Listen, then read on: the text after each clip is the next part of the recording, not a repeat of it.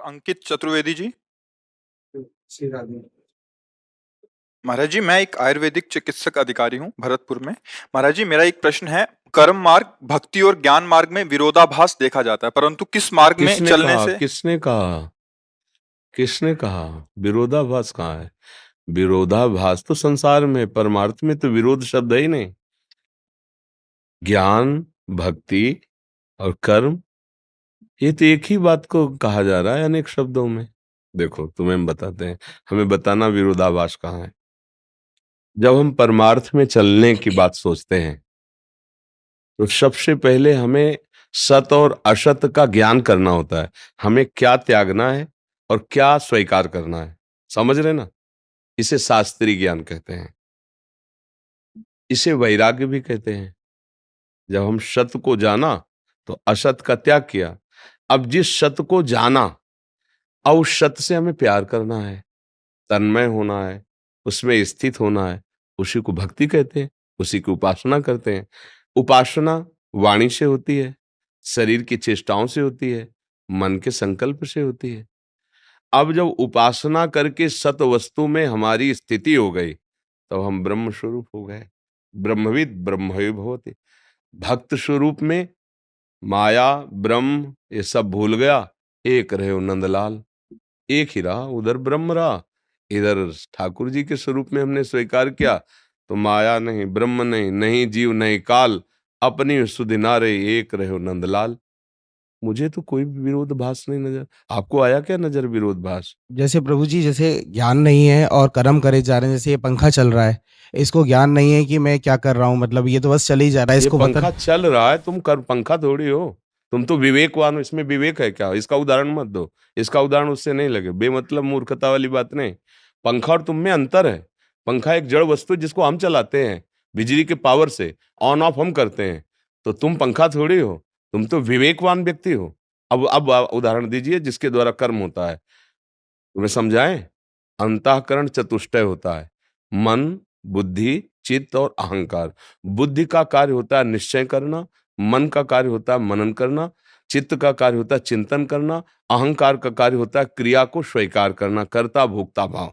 ये मूल आत्मा की बात कह रहे हैं, अभी ज्ञानी की बात नहीं कर रहे हैं।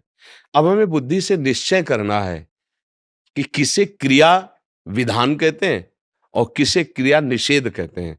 तस्मात् शास्त्रम प्रमाणम ते, कैसे जानोगे? तो सत्संग कीजिए, शास्त्र स्वाध्याय कीजिए, उससे पता चलेगा कि क्या कर्म करना चाहिए और क्या कर्म नहीं करना चाहिए।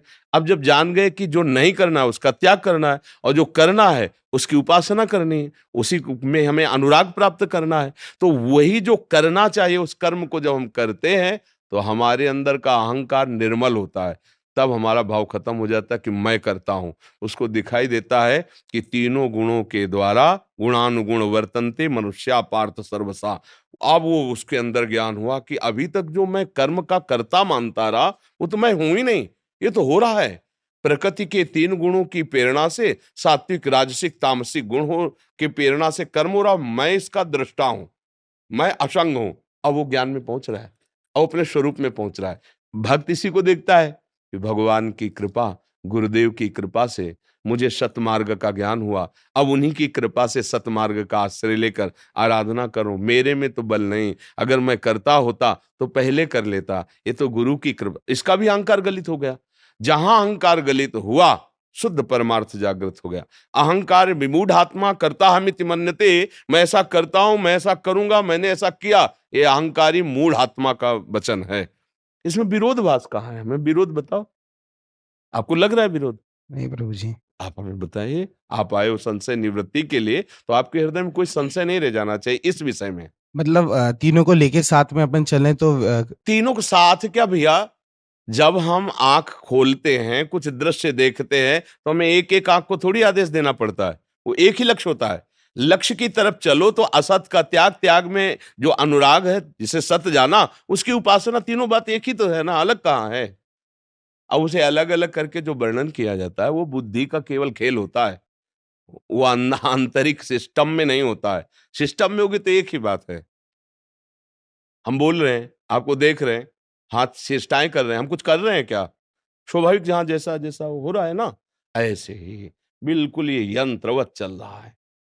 अब थोड़ा मतलब अभी आप मानसिक धरा पर बात कर रहे हैं, थोड़ा आध्यात्मिक धरा पर आइए, फिर उससे बात करो, फिर आगे चल करके कुछ कुछ हमें आज तक अलग नहीं लगा है, कुछ नहीं लगा, कोई संप्रदाय, कोई महापुरुष के वचन, वहां से जहां से वो बोल रहे हैं वहां खड़े हो जाओ, बड़े महापुरुषों की, तो आपको एक ही बात दिखाई दी, कुछ अंतर नहीं है, कुछ अंतर, हमें कहीं अंतर नहीं लगा। दोनों मार्ग के हम पथिक रहे हैं, ज्ञान मार्ग के काशी से और प्रेम मार्ग के वृंदावन के।